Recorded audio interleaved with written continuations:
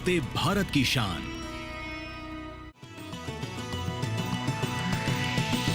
DD किसान, बदलते भारत की शान।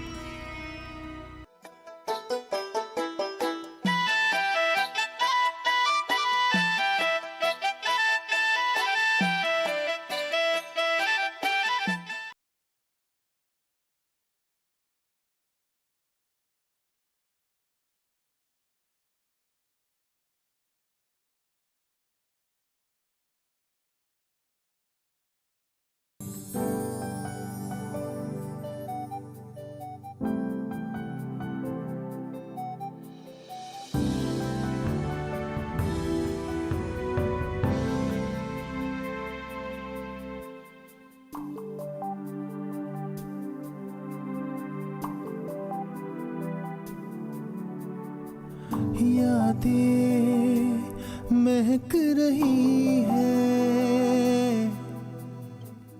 भीगी इन सांसों में, धीरे धीरे महसूस हुआ धुंधली सी धुन दोहरा के सिमटी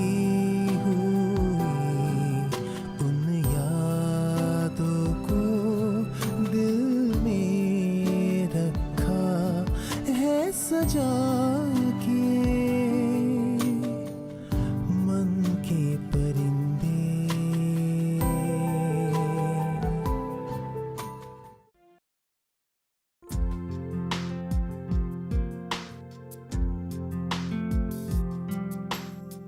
ए भाई, बहुत चिंतित देख रहे हो।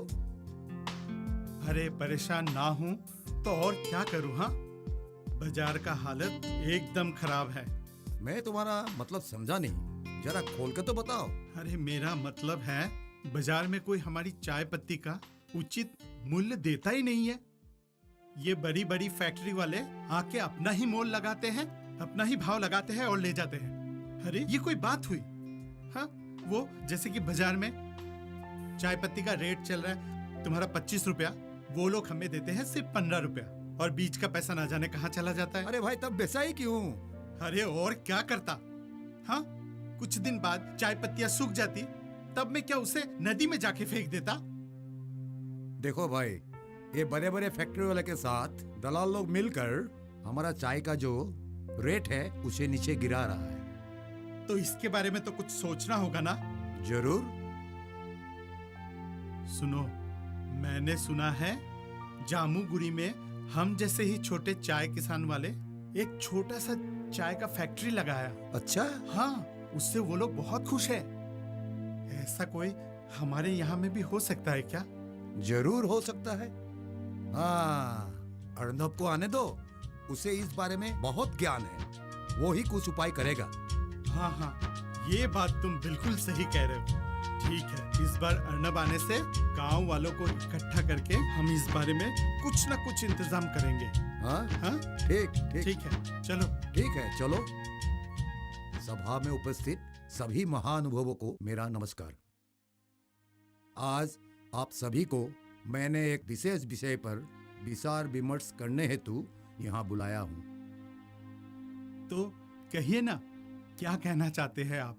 जैसे कि हम जानते हैं कि हमारे गांव के अधिकांश नौजवानों अपने रोजगार के लिए बाहर रह रहे हैं। समय के मांग के अनुसार अब हमारे गांव को नौजवानों की आवश्यकता है, क्योंकि अगर हमारे गांव के बेटे बेटी ही अपने गांव के विकास के बारे में नहीं सोचेंगे तो सोचेगा कौन?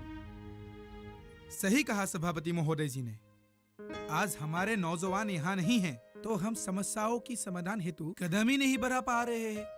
अब हरिहर जी, अभी का उदाहरण आप ले लीजिए। कुछ दिन पहले हरिहर जी ने अपना सारा फसल बाहर से आए हुए व्यापारियों को मजबूर होकर कम दामों में दे देना पड़ा, और पिछले हफ्ते उन्होंने अपने आर्थिक अभाव के चलते अपना खुद का बागान भी बेचना पड़ा।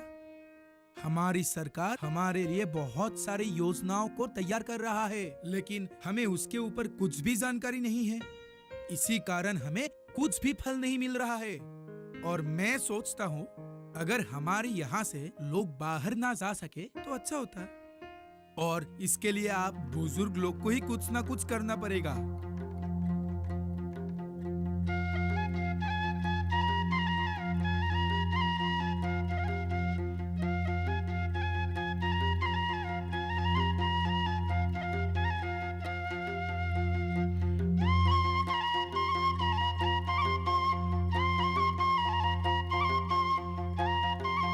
कैसे हैं आप? हाँ ठीक है।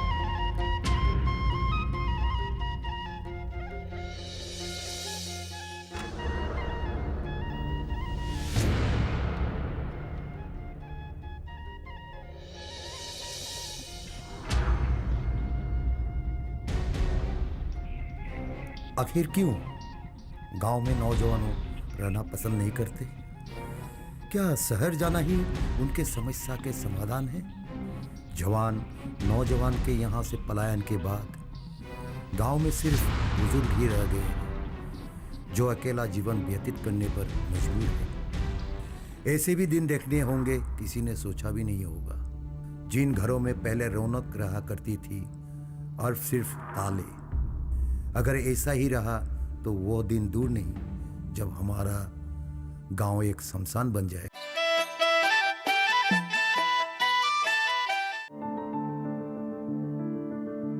फसल में कीट लगा हो या कोई बीमारी, पशुपालन में हो कोई दिक्कत या चाहिए कोई जानकारी, फोन उठाएं, नंबर मिलाएं और कहें हेलो किसान। हेलो किसान। हेलो किसान। हेलो किसान सोमवार, बुधवार और शुक्रवार शाम 6 से 7 बजे सिर्फ डीडी किसान पर।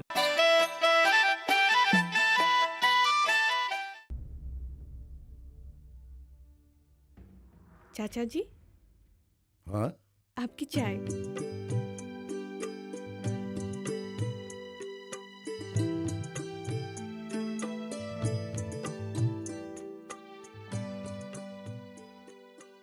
क्या हुआ चाचा जी? बहुत परेशान दिख रहे हैं। परेशान? तुमसे कोई परेशानी छुपा सकता है क्या? हाँ, वही हमारे गांव का चिंता। रोजगार के अभाव में गांव के नौजवानों गांव छोड़कर शहर जा रहा है और इधर किसानों को अच्छी बाजार उपलब्ध नहीं होने का कारण कम दाम में अपने फसलें बेचने पड़ते हैं। एक उपाय है। क्या? देखिए, आपके मुख्य परेशानी का कारण है गांव के नौजवान गांव छोड़ के शहर जाना। हाँ, ये बिल्कुल सही है। अगर हमारे गांव में रोजगार के साधन उपलब्ध हो जाते हैं तो नौजवानों को बाहर ही जाना नहीं पड़ेगा। हाँ। अच्छा चाचा जी, हमारे गांव में तो काफी चाय के बागान हैं। हाँ, असल में तुम कहना क्या चाहते हो? सीधे सीधे कहो ना। देखिए चाचा जी, आपने बताया था कि उस दिन हरिहर चाचा ने बहुत कम दाम पर अपनी चाय की फसल को व्यापारी को बेचा था। हाँ। एक बात सोचिए चाचा जी, अगर हमारे गांव में ही चाय की फैक्ट्रियां लग जाए तो हमारे बागानों में लगी चाय की फसलों को व्यापारी को बेचना ही नहीं पड़ेगा। उनका उपयोग तो यही हो पाएगा और उस हेतु गांव के नौजवानों को रोजगार यही मिल पाएगा। क्या ये संभव है? हाँ चाचा जी। पर कैसे बेटी? देखिए चाचा जी, सरकार हमारे गांव के विकास के लिए बहुत सारी कदम उठा रही है, पर हमारे गांव के लोग सरकार को दोष देते हैं कि वो करते कुछ नहीं। पर ऐसा कुछ नहीं है चाचा जी। उचित जानकारी अभाव के कारण हम सरकार द्वारा दी जाने वाली सुविधाओं का उपयोग नहीं कर पाते हैं। अगर हम सरकारी योजनाओं का सही उपयोग करेंगे तो हमें हमारे गांव में एक चाय की फैक्ट्रियां खोलने के लिए लोन भी उपलब्ध हो जाएंगे। और रही बात जमीन की, तो मैं सोचती हूँ क्यों ना आपकी जमीन पे ही चाय की फैक्ट्रियां निर्माण किया जाए। गांव में आपसे बड़ी जमीन और किसी के पास भी नहीं है। बात तो तुम सही कह रही हो, पर इस विषय पर विस्तार से तुम्हें जानकारी है क्या? विस्तार से तो नहीं, पर इस साल अर्नव भी तो आ रहा है, उससे विचार विमर्श करके कार्य को आगे बढ़ाने की कोशिश करेंगे। हाँ हाँ उर्मिला बेटी, तुमने ये बात अच्छी कही। और एक बात, हाँ बोलिए ना चाचा जी। इस बार जब वो यहाँ आए तो हमेशा हमेशा के लिए रख लेना। अब मैं बुरा हो चुका हूं, बस अब तुम दोनों की शादी करवा दूं तो शांति से मर सकूं। क्या चाचा जी, फिर से वही बात? हमेशा क्यों ऐसी बात करते हैं? ठीक है, पर अर्नब जब आए उसको हमेशा हमेशा के लिए गांव में रख लेना। ये तुम्हारी जिम्मेदारी है, समझी?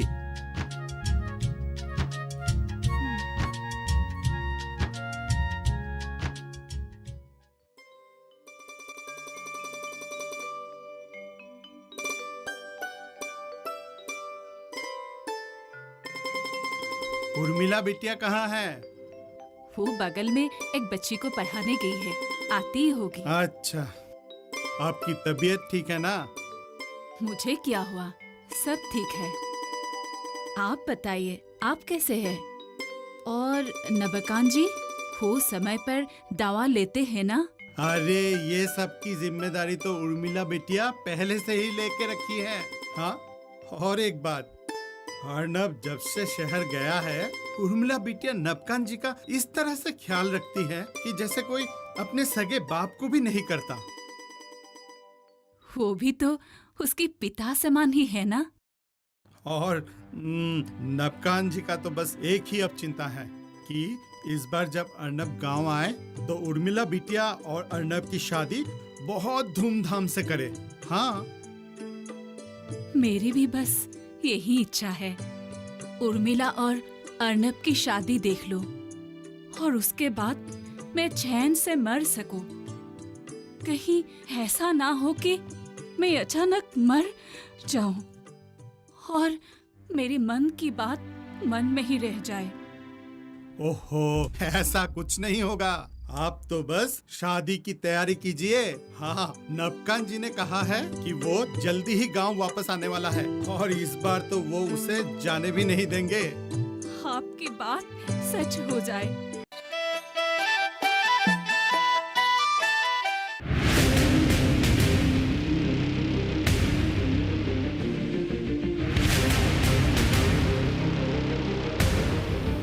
जब तपती है धरती, सूरज उगलता है आग, ठंड में जब सर्दी जमा देती सबके हाल, सब छुप जाते अपने अपने घरों में, तब बाहर निकलता सिर्फ एक इंसान, भरने के लिए हम सबका पेट, खून को पसीने की तरह देता बहा, थक जाता, झुलस जाता, हो जाता बीमार, तब उसकी सेहत का ध्यान रखता सिर्फ डीडी किसान।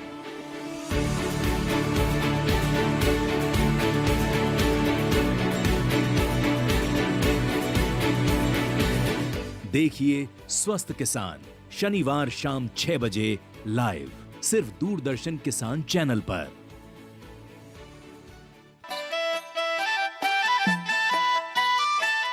तो हमने सोचा कि जो गांव की भलाई के लिए आवश्यक है, किसान की भलाई के लिए आवश्यक है, किसान के बच्चों के रोजगार के लिए आवश्यक है, ऐसी की चीजों को जोड़ दिया जाए। उसी प्रकार से हम तो जय जवान जय किसान वाले हैं। जय जवान का मतलब है देश की रक्षा। देश की रक्षा के विषय में हिंदुस्तान का किसान कभी पीछे हटता नहीं है।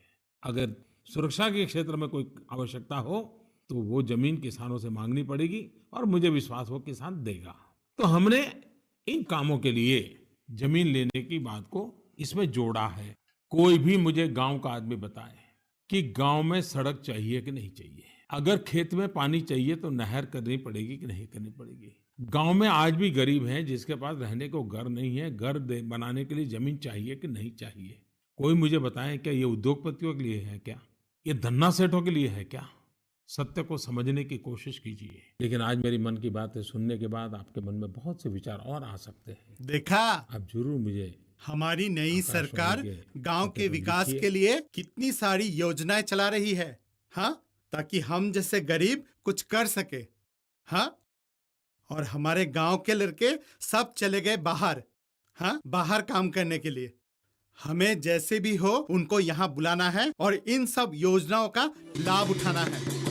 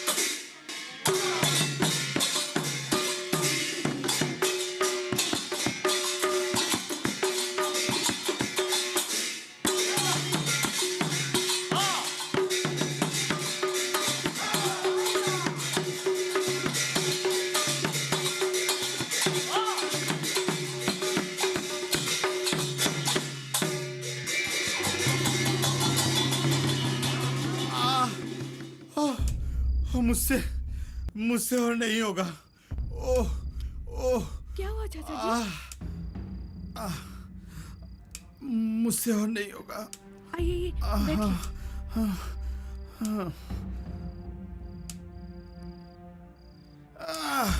आप ठीक तो हैं? आपको ज्यादा लगी तो नहीं? आप पानी पी लीजिए, मैं आपके लिए पानी लेके अरे आती हूँ। नहीं, तुम बैठो। ओह, मुझे लगता है अब हम बूढ़ों से ये भावना नहीं हो पाएगा। पास के गांव से ही लड़के बुला के ये भावना करवाना होगा। क्या कहते हो आप लोग? अरे ताकि कम से कम ये भावना तो अच्छी तरह से हो। हाँ,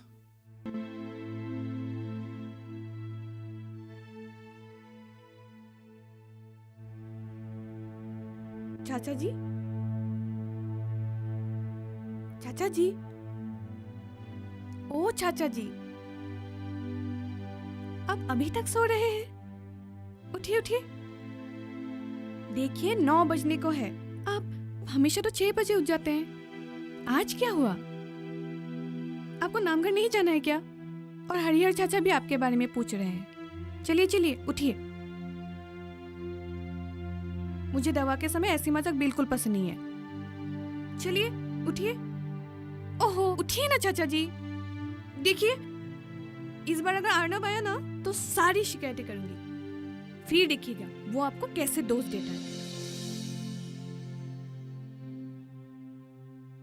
चाचा जी, लीजिए आपकी दवा और पानी। चाचा जी, चाचा जी देखिए, ऐसी मजाक मुझे पसंद नहीं है।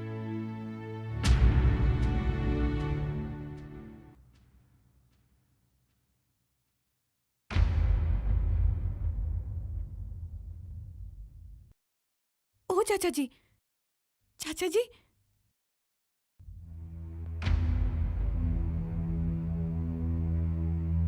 चाचा जी, चाचा जी उठिए ना। इतनी देर तक कोई सोता है क्या?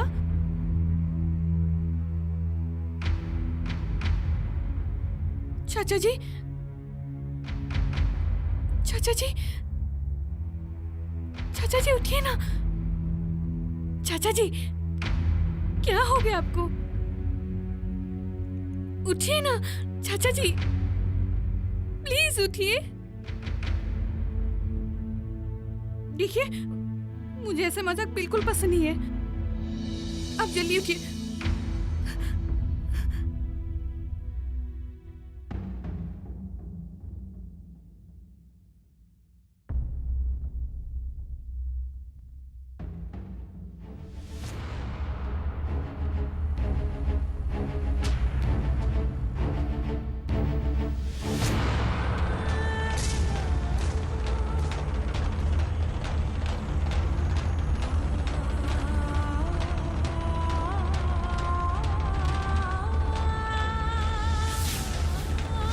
चाचा जी।